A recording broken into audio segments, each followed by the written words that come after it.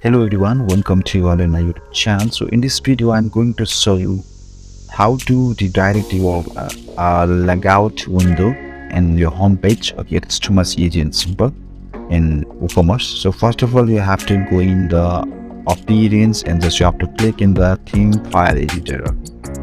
After that, you have to click. Okay, I understand. Okay, then you have to click in the function.php. Okay, so just wait for a moment. I'm just going to in the appearance and theme file editor.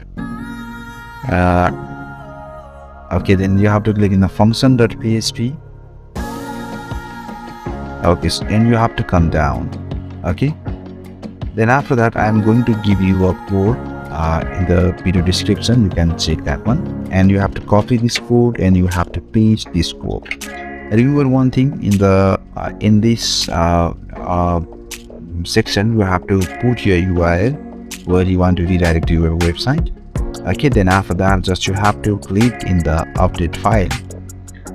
After updating this file, you can your logout page will redirect in your required your page. Okay, so hoping that you get your ideas. Thank you so much.